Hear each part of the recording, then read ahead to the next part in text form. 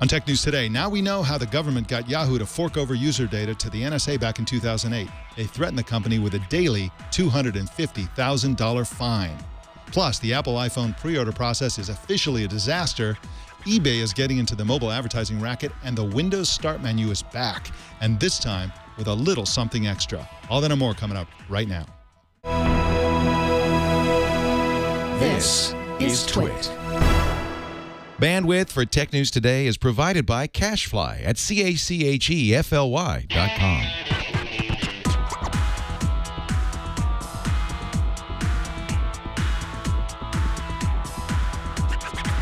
This is Tech News Today for Friday, September 12th, 2014.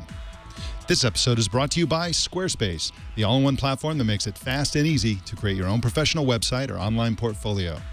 For a free 2-week trial and 10% off, go to squarespace.com and use the offer code TNT. And by Gazelle, the fast and simple way to sell your used gadgets. Find out what your used iPhone, iPad, and other Apple products are worth at gazelle.com.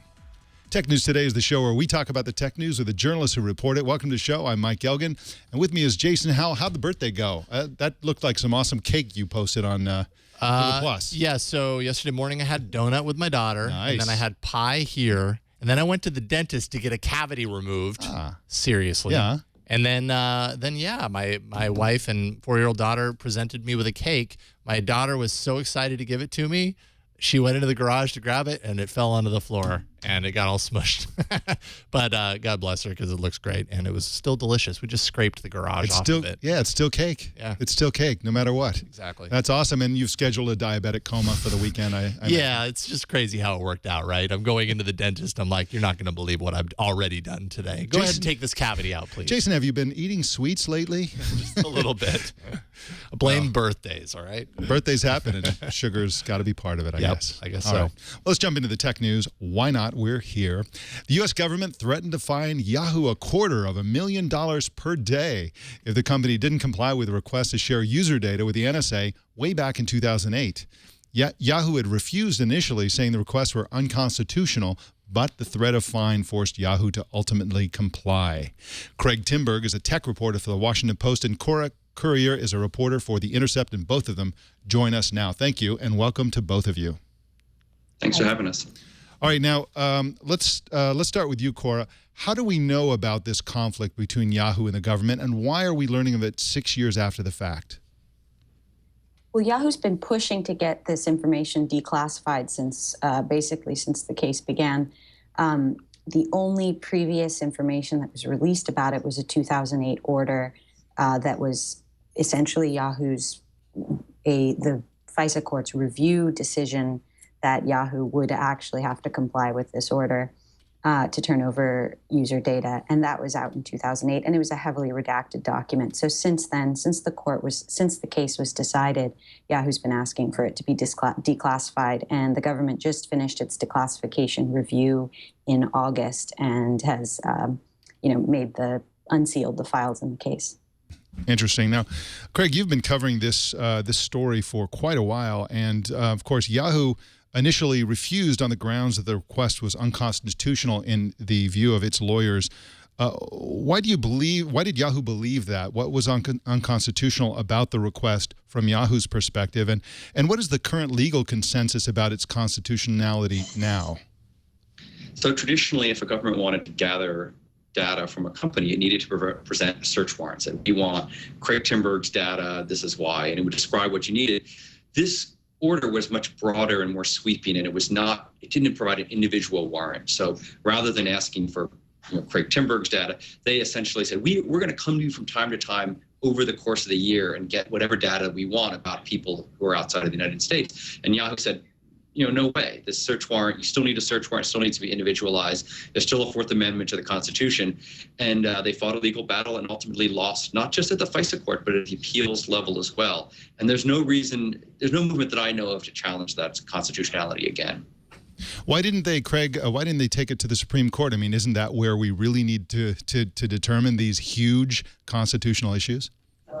It's a good question. I mean, the reality, though, is that all of this jurisprudence about surveillance has happened at the FISA court and at the FISA Court of Review. I mean, it was the natural venue for it. So, and that's what's driven civil liberties people so crazy about it. It's like you have all of these rulings that matter an awful lot, and yet nobody really knew, or very few people knew what was in the rulings. They didn't know what the legal arguments behind these decisions were.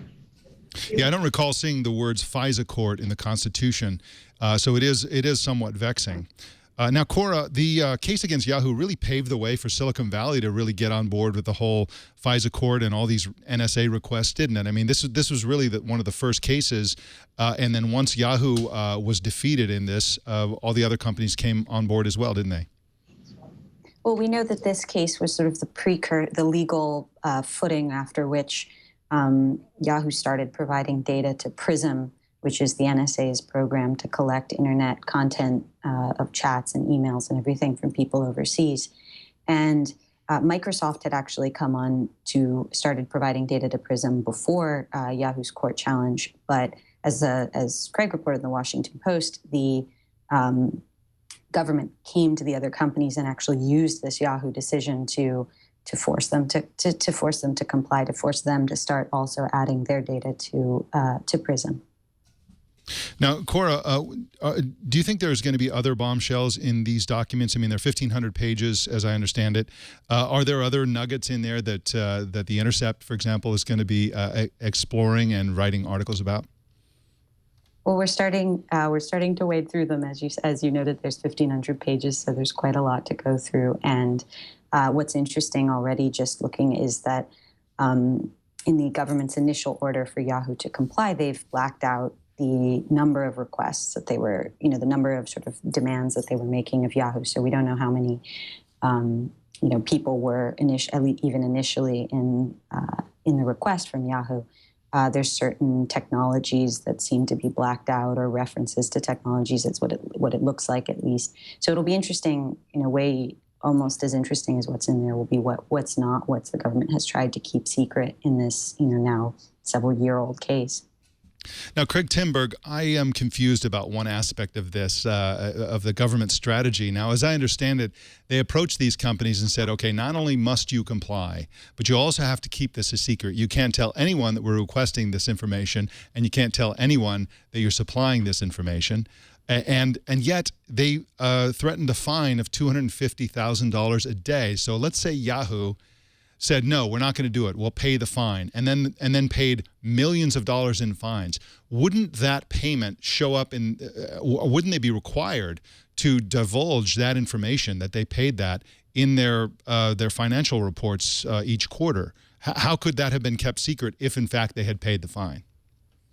It's a good question. I don't have a terrifically good answer for you. I wasn't in the room when they were making those sorts of deliberations. I will say, though, that, sure, a $250,000 a day fine is a lot of money, but probably the bigger issue is that it's hard for a large, publicly traded company to operate at odds with the law when courts have ruled on matters, very high courts in the land. So in addition to paying a $250,000 a day fine, they would have had to basically say to the U.S. government, we don't respect not only do we not respect your orders, we don't respect the courts that have now ordered us as a company to comply with these orders. So that is a pretty difficult legal position for any company to take. And I'm not sure it would have been tenable for very long, particularly without, the possibility of putting public pressure on the government to relent. Well, I personally find it very disturbing that private corporations are trying to defend the Constitution and the government is trying to overrule it, and even more disturbing that the government is winning that battle, apparently. And so hopefully something will be done, some oversight will be brought to this, and some real oversight will be put on this sort of request in the future. Craig Timberg is at thewashingtonpost.com, and you can follow him on Twitter at Craig Timberg. Thank you so much for joining us, Craig. Thanks for having me on. And Cora Currier is at theintercept.com, and you can follow her on Twitter at Cora Currier. Thanks for joining us, Cora. Thanks. All right.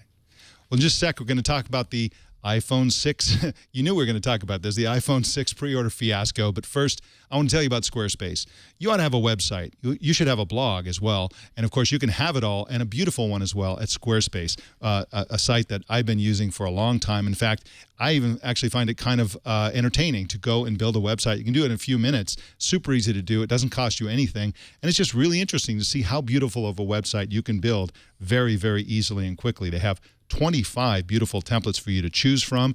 And believe me, these templates are incredible. If you're not looking at the video stream, you may not have seen them. So go to squarespace.com and check out the templates. They are absolutely beautiful. Some of the best designs anywhere on the internet. Once you have selected a template, you can go in and modify it and tweak it and customize it. And then if you decide to change your mind later, or if Squarespace comes out with a new template, you can just swap it out. And the existing content on your website is then applied to the new template. It's really fun. It's really easy. And there's no reason for everybody to not do this. If you have a need for a logo, let's say you want a logo for your site, or you want a logo for your business, or for any reason, you can use Squarespace's logo creator tool. Just go to blog.squarespace.com and find the video they've posted that shows their logo creator tool in action. It's really amazing that it will turn a non-designer into a designer instantly, because of the tools are so easy to use and so powerful. All subscription plan levels now include e-commerce too, so you can sell things on the site, or you can raise money for your nonprofit. Really fantastic. And this sounds really expensive, and it is very high-end stuff, but it starts at only $8 a month, and that includes a free domain name if you sign up for a year. And of course, it's mobile ready, both from the managing your site side and also from the viewing side. When people go to your site with a phone, it looks beautiful, as if it was written natively for a phone. If they look on a desktop, it looks like it's native for desktop. Really amazing stuff. Start your free 2-week trial with no credit card required and start building your website today. When you decide to sign up for Squarespace, make sure you use the offer code TNT to get 10% off. And we thank Squarespace for their support of Tech News Today.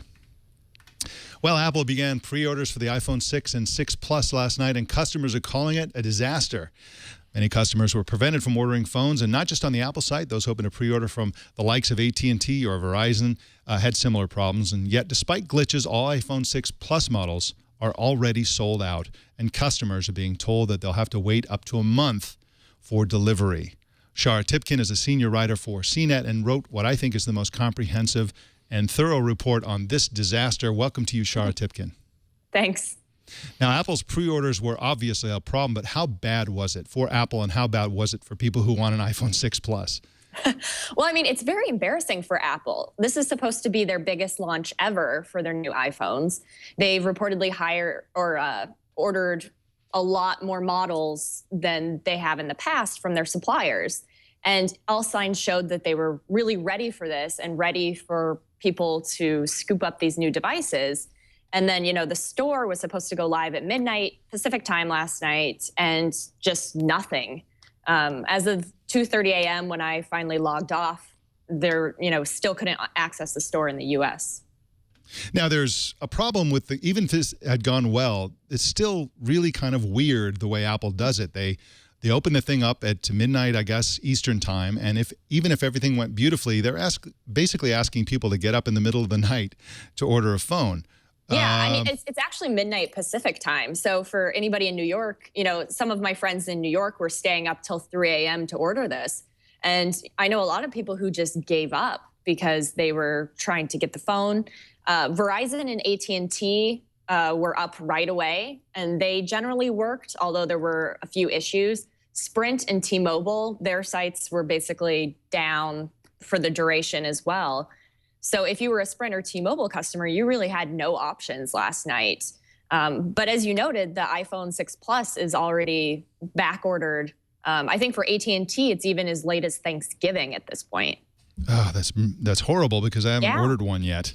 Yeah, that's the bigger one. That's the 5.5-inch one. And before they even introduced the phone, there was some talk that maybe this would be announced a month later or even early next year.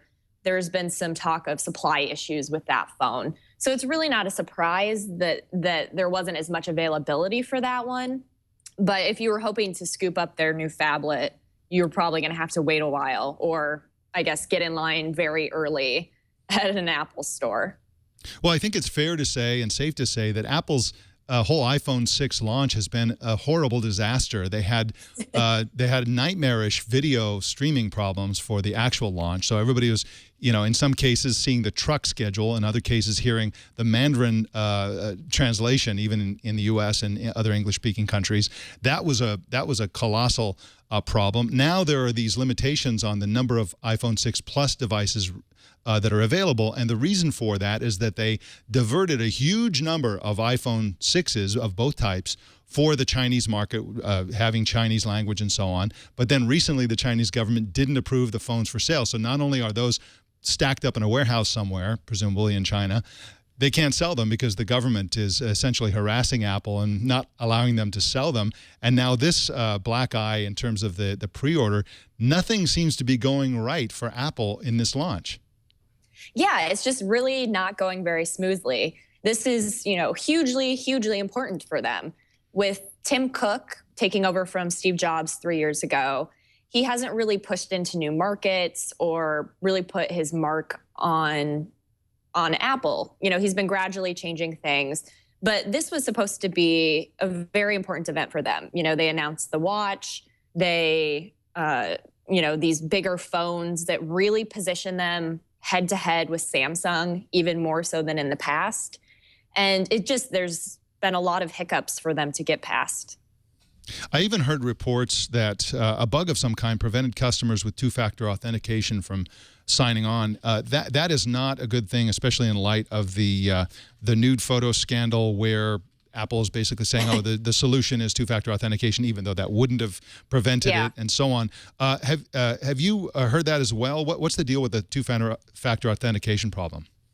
I have not heard that, but I think that there are issues across the board. I've heard people who ordered, right at midnight from AT&T and then received a notification that they were losing their unlimited data. And, when you're ordering at midnight, it's not like you can just call up tech support and say, hey, want to help me out here? I don't know how prepared. I think the carriers prepare for this stuff as well, but it looks like maybe next year they should consider, kind of ramping it up a little bit. With two-factor authentication, Samsung, everybody, Apple, everybody, Google, everybody's pushing this, as more security. But, if it doesn't work in instances like this, people aren't going to use it. Yeah, that's a great point. Maybe they should sell iPhones on an invitation-only basis. Yeah, that would go over very well. Shara Tibken is at CNET.com. You should go to CNET.com and read her report on this story because it's the most thorough report. She goes country by country and goes into all the details. And, of course, you can follow Shara on Twitter at Shara Tibken. Thank you so much for joining us. Thanks a lot. All right. Well, everybody's getting into the mobile ad racket these days. Even eBay plans to start showing ads on its mobile app in October. eBay users spend 150 minutes on the eBay app each month, if you can believe that, according to the company's display advertising chief, at least. The mobile advertising space is on fire these days. In the U.S. alone, advertisers spent more than $17 billion on mobile ads, which is up from less than $10 billion last year. That's how much it's grown. In other eBay news, the company downplayed speculation that Google might buy a big stake in the company, saying that eBay and Google have not talked about either investment or acquisition. Google did announce yesterday the acquisition of a company called Polar, which does online polling for companies like HBO, TechCrunch, and USA Today. The news was announced by Google on Google+, and the acquisition is for Google+. It's unlikely, though, that Polar's technology will be folded into the network, the social network. It's more of an acqui-hire. The people behind Polar will help Google create its own polling technology, especially for the mobile app versions of Google+. Now, Jason, I don't know if you've done the cheater method of doing polls on Google+. Basically, what you do is you have 3 or 4, however many options. Let's say you have 3 options that you want people to vote on. You put those in as comments yourself. Then you close comments. And then when people +1 your comments, you can essentially do a cheap and dirty poll. Yeah, I mean, Google+ has really just been an ideal platform for this polling. Yeah. So I'm really happy to see this because that cheater method, yeah, it kind of works, but there's a little bit of like when you're setting it up and you put in the first comment, you're like racing to put in the options, then you can lock it before someone like sees it and automatically puts something in there, and it's a total hack workaround. And if anybody reshares it, then, in Google Plus land, that means that comments then build on those other threads and not on the main one. So it's a little bit of a mess. So this is much needed, I think, in Google Plus, and I think it'll get used a lot. I certainly will use this. Oh, absolutely. It's a great crowdsourcing platform. And the other cheater method is you can basically use some sort of polling method or build your own using a tool or an app in Google Docs, and then you can share that on Google I've Plus, seen that. which puts it in a little window. Most people don't know about that method. It's a little more complex. Yeah, and hardly anybody uses that. What of course Google Plus really needs is a built-in method that's just easy to use, and anybody can create a poll. And I think that'll be powerful because people like to do polls and people like to take polls. And if they get that right, I think Google Plus would benefit greatly from that. Agreed. Well, a possible leak or two may have revealed Microsoft's Windows 9 Start menu. The German site WinFuture posted a video showing the new menu, which includes both an old-school-looking Windows 7-style Start menu, but with the addition of live tiles on the right. The live tiles can be collapsed for people who don't like them, and for those that do, the live tiles expand automatically to the right as more apps are pinned to the Start menu. A few hours ago, though, WinFuture posted a second video showing a Windows 9 Start menu without any tiles option at all. Looks like Microsoft may not have made up its mind yet, but this is just so weird, Jason. I mean, the live tiles existed for a touch version of, the whole Metro user interface and the live tiles were really focused. They started out on Windows Phone, then they gravitated to the operating system. Then nobody, and then now people are using them with mice. And of course, this is designed to be used with a mouse. This is not designed to be used with a touch interface. The whole thing is just kind of a mess in terms of, Microsoft seems trapped between the pointing device world and the touch world.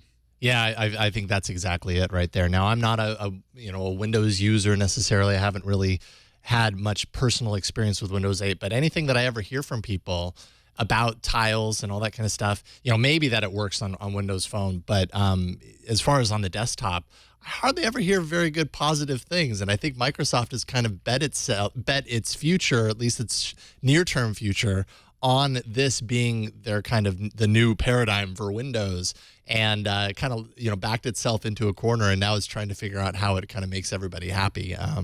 So it'll be interesting to see where it ends up, but yeah. It has to be very confusing. Yeah, absolutely. And it has to be said that Apple's trapped in that sort of purgatory as well. If you look at OS X, there are all kinds of touch-specific user interface elements. The Launchpad, for example, is designed for touch. A lot of touch gestures that they've added that are really more about tablets, but they're being used on the laptops and so on, and with the with Apple's various touch hardware and third-party touch hardware, and it's really kind of problematic. And these companies know what users don't know, which is that we're headed to a world of big screen touch devices. Yeah. Apple's been rumored to be working on a 13-inch iPad. I think it's just a matter of time before we have 31 and 41 and 50-plus inch touch tablets for the desktop. In corporations, they'll be on the wall for presentations. They can be turned in a table format to be used by multiple people at once. This is coming. Everybody in the industry knows this is coming. We're not going to have mice forever. It was kind of a kludge anyway, and so they're all afraid to just sort of lose all the customers they would lose when they just force it on them. And so I think Apple has a great strategy, which is get everybody using the tablets and then slowly and gradually replace the use of tablets with the OS X devices for many users, the truck and car metaphor that Steve Jobs used to use. And Microsoft isn't handling it so well. They're going back and forth, and they're kind of clumsy about it, and it's kind of intrusive. So hopefully with the new leadership at Microsoft, they'll figure out a way to make us take that transition without freaking everybody out and losing a lot of customers. Mm-hmm. Well, in just a sec, we're going to hear about some humor from Germany. I think it's funny. The German government doesn't think it's funny. Around Google tech support, the oxymoron of the decade. But first, I want to tell you about Gazelle. Gazelle wants to buy your used iPhone. If you'd like to buy a phone, you'll probably get one eventually from Apple. And if you do plan to get one from Apple, you want to sell your iPhone as soon as possible, because iPhones and all devices lose value over time. They also lose capability, because just having a phone sitting around, never charging it, degrades the battery. So if you've got an iPhone, find it and sell it to Gazelle. The way you do that is just go to Gazelle's website, GAZELLE.com. Find the iPhone that you've got the specific make and model and the carrier and all that stuff. Indicate all that stuff. And then you indicate the condition. Is it in good condition? Is it in so-so condition? They'll even buy a broken iPhone and give you surprisingly good money for that broken iPhone. And then they give you the price. And that's the price that you'll get from them. And then they'll send you a box. You put it in the box, send it back. They'll pay for all the shipping. Super easy to do. And there's absolutely no reason to do it. And that's why Gazelle's paid nearly $175 million to more than 1 million customers. And when you get paid, you can get paid fast by check, PayPal, or if you use the Amazon gift card option, you get 5% more, which is a great option. That's the one I always use. So find out what your iPhone is worth and take a minute, go to Gazelle.com and find out. We appreciate Gazelle's support of Tech News Today. Well, in other news, Google is famous for not providing tech support, and now the company is facing a $323,000 fine in Germany if it doesn't at least read customer service emails. The Federation of German Consumer Organizations is suing Google because it discovered that emails sent to the support-de@google.com email address get an automatic reply from Google saying no human will ever see this email or respond to the email. The Berlin Regional Court recently ruled that Google must give customers some way to contact the company. Google's only defense in its inevitable appeal, obviously, is that advertisers are Google's customers and users are the product, and therefore users don't need to be responded to.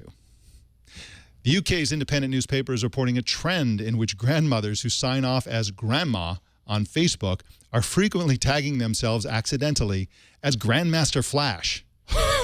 Facebook's auto-suggesting tagging feature automatically turns grandma into Grandmaster Flash, which some grandparents are accidentally choosing. That's great. There's even a Tumblr to document this hilarious phenomenon. So yeah, a lot of grandchildren are being very confused by their grandma's They're like, handles. wow, grandma's really hip. This is amazing.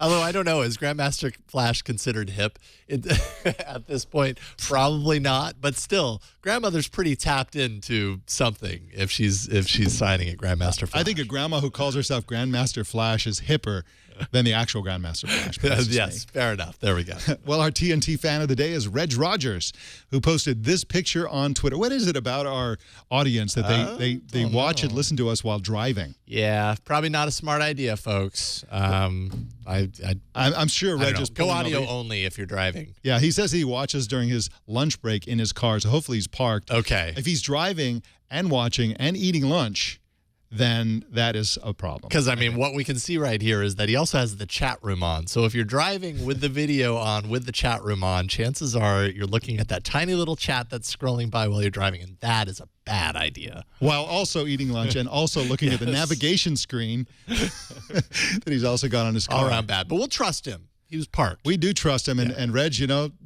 be safe, man. Take care of yourself. We want every audience member we can. That's a great picture. Well, how do you watch or listen to TNT? Just take a picture of your setup, post it on Google+, Twitter, or Facebook, and use the hashtag HowDoYouWatchTNT, and we'll find it. You can also search them all by searching for the hashtag HowDoYouWatchTNT. You can see them all for yourself. We'll never post them all. There's so many coming in every single day, and if you want to see those, you can just search the hashtag yourself. Well, that's the Tech News Today. You can subscribe to Tech News Today on Stitcher, iTunes, YouTube, Feedly, Yahoo, RSS, so many options, and you can choose your favorites at twit.tv/TNT. You can also follow us on Twitter at Tech News Today TV, and also follow Twit's breaking news feed on Twitter, which is Twit News. And join our Google Plus community. Just search Google Plus for Tech News Today and send us your thoughts and opinions anytime you like. Our email address is tnt@twit.tv, and our phone number is 260-TNT-SHOW. You can call and leave a message, and we might play it on the show. And don't miss our evening newscast, Tech News Tonight at 4 p.m. Pacific tonight and every weeknight right here on the Twit Network. And also, don't miss Twit on Sunday at 3 p.m. Pacific. Leo's out of town, and I will be hosting the show. I'd love for you to join us on Sunday. My name is Mike Elgan. Thanks for tuning in. Have a great weekend.